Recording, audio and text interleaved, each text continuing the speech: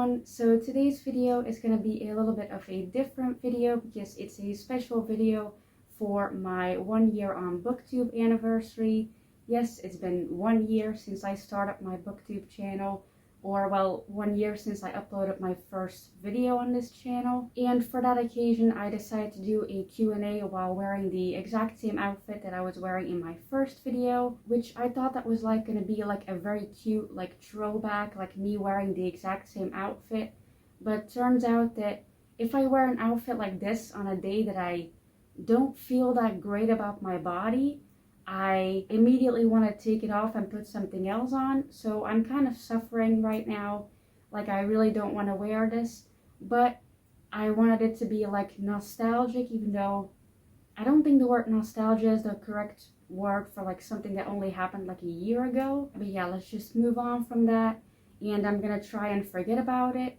I also just want to point out now, because I know that maybe some people will point it out. I don't know how visible it is on camera, but I have really bad eczema currently. Like, I have been having like really bad eczema for the last couple weeks, but right now it's like quite bad on my hands, and I'm trying not to turn my hands towards the camera. I'm trying to turn them this way, because on this side it's like not great. So yeah, if you see my hands at any point in this video and you're like, what's that? It's my eczema. So yeah, just try not to pay attention to it. But I am gonna get into the questions now.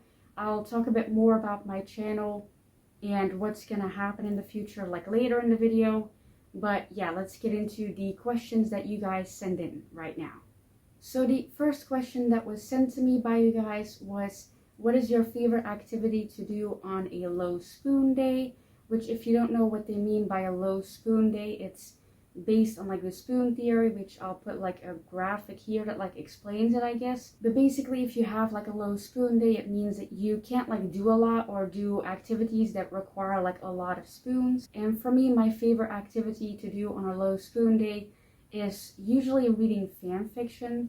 Not really books, because reading a book that requires me to take in a lot of like new information about like a world or characters or anything like that, that's not like an activity that requires like a lot of spoons, but it does require some.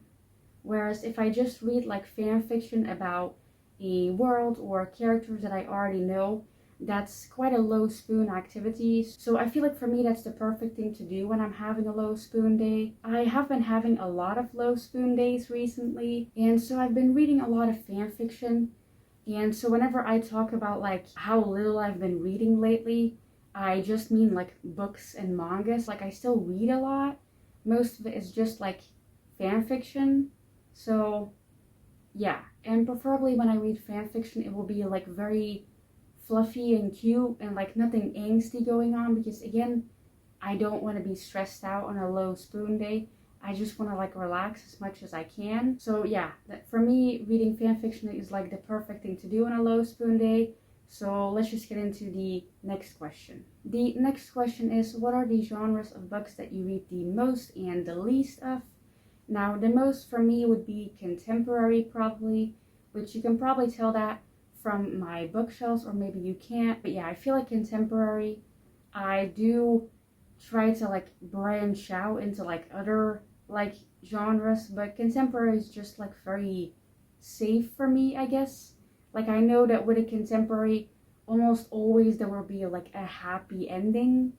Not always, but almost always. And I need that kind of like reassurance when I read something. Even though I've talked about the fact that I read a lot of sad books, like I feel like still like a contemporary is like a good genre for me, because I know that like there will be some kind of happy ending, even if it's not fully a happy ending. The genre that I read the least of would definitely be classics. As you can maybe tell, like I have a full shelf of classics, and I haven't read like 90% of them, which I should probably change that someday. But yeah, like reading classics just takes a lot out of me because of the wording that they use. And English isn't like my first language, which you can probably tell from like my accent. But yeah, English isn't my first language, and to read like an English classic is a bit difficult for me. But I do want to read more of them. maybe this year, maybe not. But yeah, the genre that I read the least of is definitely classics. But again, I do want to maybe change that. So yeah, let's just get into the next question. The next question is, what is a pet peeve of yours? Book or not book related? So I will give like one of each, so a book related one and a non-book related one. The book related pet peeve of mine would be to have like nail polish scratches on my books, which if you can tell from like my videos, I wear nail polish basically like all the time. And because of that, like nail polish can leave like scratches on things. And I absolutely hate it when that gets on my books, because like I know that it's my fault because I'm the one wearing the nail polish, but I still get so upset by it because it's like, why? Like, why does it do that? Like, I know why it does that, but like, why does it have to do that? Like, it's really annoying. Then a non-book related pet peeve of mine would be when people like interrupt me when I'm speaking or try to like correct me when I'm speaking. You might not notice from the fact that I like edit these videos a lot that I stutter a lot and I have a lot of pauses in my sentences because I'm just someone who's not that great at talking. I've talked about this before about how I am like selectively mute. I know that like someone on Twitter pointed out that the term like selectively mute is not really like a good term, but there is another word for it. It's this, but I cannot pronounce the first word. So yeah, I'm this, and because of that, like I don't talk a lot and I don't really get a lot of practice when it comes to my talking. Like these videos are basically like the only moments that I talk, because the only person that I talk to is my dad and we don't talk that much. So yeah, these are like the only moments that I talk to people and I'm talking to a camera.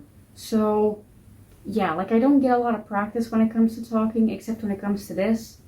So because of that, I like stutter a lot. I have pauses in my sentences and I really hate it when people like try to fill in the blanks or try to like correct me as I say something. Like my dad especially does this. He'll like correct me while I'm still in the middle of my sentence. Like he'll correct a word that I say and I absolutely hate it. Like don't correct me when I'm in the middle of speaking. Like I'm trying to say something. Like don't interrupt me. But yeah, luckily enough, that doesn't happen too often, I guess, because I never talk to people unless it's my dad or like random strangers who ask me questions. And they're not gonna like interrupt me because they don't know what my speaking pattern is like. So yeah, I really hate it when people do that. Then the next question is, would you like to see more characters with your disabilities? Now, I would love to see more characters with my disabilities. The problem is that I'm not fully diagnosed yet. So, like, I love seeing, like, representation for chronic pain. But because I'm not diagnosed with chronic pain, I can't fully, like, connect to it. Because I always feel like I'm lying about my pain. It's definitely like the imposter syndrome, which a lot of disabled people have that, especially when they're undiagnosed. And I am an undiagnosed disabled person, so yeah, because of that, like I often feel like I'm lying about like my pain and my struggles. But yeah, I would love to see more like characters with my disabilities in books, but also just like disabled characters in general, because I feel like we're quite underrepresented in a lot of books. So yeah, I would love to see more disabled characters in books in general. Then the next question is, what are your favorite books of all time? Now, I don't really have like favorite books because I'm really scared that I'm gonna call something a favorite book of mine and then I reread it someday and I don't like it as much. But yeah, I would say that still some of my favorites are probably obviously like the Six of Crows duology. Like my entire channel is literally like based around like one of the characters. But again, I'm very scared to reread those books because I'm scared that I'm not gonna like it as much. But yeah, another one of my favorites would be like A Kind of Spark. I obviously really love that book. I talk about that book a lot. I also have like a couple other like favorite books of all time. I might make like a video about it, even though again, I don't really have favorite books of all time because I'm very scared I'm gonna like reread them and not like them as much. but maybe I'll do like a series instead where like I reread some of my favorite books of all time and see if I still like them, and then I'll make the decision whether they're still favorites or not. If you guys are like interested in that, like I can see if I can do it, I guess. But yeah, let me know if you want me to do a video like that. So yeah, let's just get into the next question. So the next question is a bit of a sore subject for me, and that question is, do you have any siblings? Now, I'm not going to go into detail about why that's a sore subject for me, but I'm pretty sure like if you just think about it, you can probably like guess why it's a sore subject. Like I've kind of hinted at it whenever I talk about like twins being represented in books, and I think from that maybe you can guess why it's a sore subject. Again, I'm not going to go into detail, but let's just say that the answer to the question, do you have any siblings, is not really, technically. Yeah, I think, again, you can kind of guess why I say that, maybe not, but yeah, I'm not going to go into detail. It's a sore subject. Let's move on. Then the next question is a much happier question for me, and that is, what is your favorite thing about Booktube? And for me, that would definitely be like being able to talk about something that I love, because like I've already mentioned in this video, I don't really talk a lot to people because I don't really have anyone to talk to. And so being able to like talk to you guys, or what is technically like my phone, like it helps a lot to like express my feelings, I guess, which I can never really do that. So being able to do that while also being able to like edit myself and take out any mistakes that would usually get me like laughed at, that really makes me like feel better about myself, I guess. I've also mentioned before that like having this YouTube channel is definitely like kind of good for my self-confidence, not really in some ways. Like it makes me very self-conscious about like certain things like my hair and stuff like that, but it makes me very like comfortable about like other things like my body for some reason, which I really thought that like my body would be like one of the things that I struggled with the most with this channel, but strangely enough it isn't, other than on days like this, obviously, where I wear like the wrong outfit for what mindset I'm in. But again, I want it to be nostalgic, so I hope that you guys appreciate it. So yeah, then the next question is kind of a follow-up question of the previous one, which is, what is your least favorite thing about Booktube? Now, my least favorite one would probably be that people can like perceive me. I don't like that. I don't really like people knowing who I am. Probably hence the mask. But yeah, that's something that I don't really like. I don't really like the anxiety that comes with it either. Like me right now having to like film knowing that my dad will be home in like half an hour. It really stresses me out, and it makes me want to go faster through the questions, but also like answer them properly. And yeah, I don't like that feeling. I don't like feeling stressed out even more than I already naturally feel. So yeah, that's something that I don't really like. I also don't really like the analytics, like being able to see how many people are watching your video and like how bad a video is doing compared to the last one. I don't like that because it makes me feel bad because of the like amount of effort that I put into these videos, and then seeing people like them less. Like I don't like that, but I'm trying to like get used to it and realize that like those analytics don't really like matter. So yeah, I feel like there's definitely like more like good points than bad points in like Booktube, but obviously there are some like not so great things about Booktube, and those were just like some things I just mentioned. So yeah, let's get into the last couple questions, because like I said, my dad will be home in a little bit and it's stressing me out, so I want to finish this video. The next question is, do you consider yourself a diverse reader?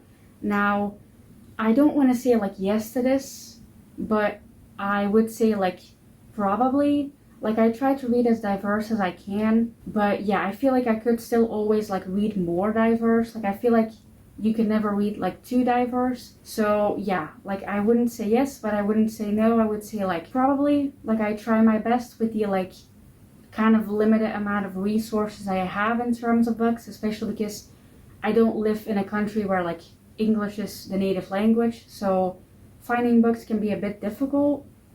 But yeah, like I try my best to be a diverse reader, I guess. Yeah, that's the answer, I guess. I don't know if that was a good answer, but yeah, I tried my best. Then the next question is, have you ever broken a bone? Now, the answer to that is no, strangely enough. I feel like with all of my medical issues, it's really interesting that I've never broken a bone, which probably does make sense because I see a lot of disabled people talking about that, how they will like dislocate bones, but they won't like break them. Like I have had multiple occasions where I probably could have broken a bone, but I usually just like dislocate it. So I guess I'm lucky in that. And I say lucky because, I mean, I am disabled and I have chronic pain, so I don't know how lucky I am with the fact that I've never broken a bone. And I'm also scared to say that I'm very happy that I've never broken one because I feel like I'm gonna jinx it and I'm gonna break one like today. So yeah, let's hope that doesn't happen, I guess. Isn't like the phrase that people will use in a situation like this, like knock on wood or something like that? Which, if it is, like, I don't know if like my bed frame is wood, like I would presume it is. So that, I guess, yeah, let's move on. Then we are on to the last question that you guys sent in, and that is, have you always loved reading? Now, the answer to that is no, strangely enough. I used to really hate reading because I was really bad at it. Like I had undiagnosed dyslexia, which I'm still so surprised that it was undiagnosed. Like I was literally like the worst reader in my class. And I would constantly like switch up letters in a word. And they still were like, yeah, you're not trying your best. You don't have dyslexia. And I'm just like, how did they think that? I was diagnosed with dyslexia when I was like 18 or something like that, which again is very late considering the amount of problems I had with reading, especially with like reading out loud, and mainly because of how people reacted to how I read out loud. I didn't really love reading. Like I would still be like one of those people who would like get a lot of books from the library and like read all of them. And so I did kind of love reading, I guess, but I just hated it when it was like in a classroom setting, because we had this thing in school, which I don't know if it's like a thing in like other countries, maybe it's like specific to my country, where you get like a score on how fast you can read something. It's almost like a competition, but it's like all year, and you like kind of like train to read faster, and the highest level that you can go is like 9 or 10, I think. Like I don't think anyone in my class had like a 10, but there were like multiple kids who had like a 9 and they could read like really fast, and then I was sitting there with literally like a 2. And then at the end of like middle school, I guess, what do you call it, middle school? I don't know, because again, I'm not from like an English speaking country, but at the end of like middle school, like right before I went to high school, you kind of get like a final like number on it, because again, it spans like all throughout middle school. It's not like a competition, it's like a number that you get. And at the end of like middle school, like everyone got like their number, and everyone's number was like above like 6 or 7, and then I was sitting there with like a 3, which like I'm still proud of myself for being able to get to a 3 from a 2. But like that was so embarrassing, and like it was something that like was talked about so much, how like I loved reading, but I clearly didn't love it enough to like read faster, as if it was like my fault that I couldn't read fast enough. Like that was my dyslexia. Like it was so weird that they didn't diagnose me with it. Like how could they not see it? Like it was so weird. Like my whole experience with like school in general, it's one giant mess, and I honestly don't want to like dig all of it up. Like I kind of forgot about the whole numbering thing until just now when I started talking about this, which I wish I hadn't remembered it, because now I'm probably gonna cry about it once this video is over. But yeah, let's just finish this video, because like I said, that was the last question, and my dad is about to come home. So I'm gonna finish this video as fast as I can. So I really hope that you guys liked this video. I know it was a bit of a different video, and I know I ranted a bit towards the end, but again, I just remembered it. So yeah, I hope you liked this video. Thank you guys for like being here with me throughout like my journey with my channel. I know that like a lot of you haven't been here since the beginning, which is completely fine, but yeah, I'm really glad that you guys are like supporting me, and I'm really glad that I'm now at like, I don't know how many subscribers I'm at, like 122 or something like that, which for me, like within my first year of doing YouTube, that's like really amazing. Like I never thought I would get like more than like 2 subscribers, let alone like 122. So yeah, I'm really happy with the fact that I actually started a channel, because I was really debating whether or not to start one at the beginning of 2021. But yeah, I'm really glad that I did it, and I'm really glad that you guys like support me in it and that you guys like my videos. So yeah, I'm really happy that you guys send in questions and just like show your support. So yeah, I am gonna probably like link my very first video so you can kind of like see like why I'm wearing the outfit, I guess. I feel like I wore it for nothing and just like stressed myself out with it, but yeah, like I just wanted to be nostalgic, I guess. But again, thank you for supporting my channel. I feel like I can't say that enough, because I am really grateful that you guys support it. So yeah, thank you to every single one of you who subscribed and who like watch my videos and like comment and stuff like that. I really appreciate it. As someone who is like, you know, chronically ill and disabled, I don't really talk to a lot of people, like I already said. And to be able to talk to you guys, it means a lot to me. So yeah, thank you for supporting my channel, and hopefully we'll be here again next year, I guess. Probably not in this outfit, because I feel like it's a bit like weird to continue doing it every single year. But yeah, maybe we'll make it a tradition, who knows? But I feel like that will also stress me out a bit.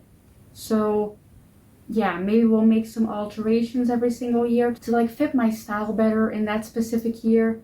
I probably should have done that like today already, but I didn't. So yeah, now I'm paying the consequences. But yeah, again, thank you guys for watching. I hope you guys enjoyed this video. Thank you to everyone who's sending questions, and bye.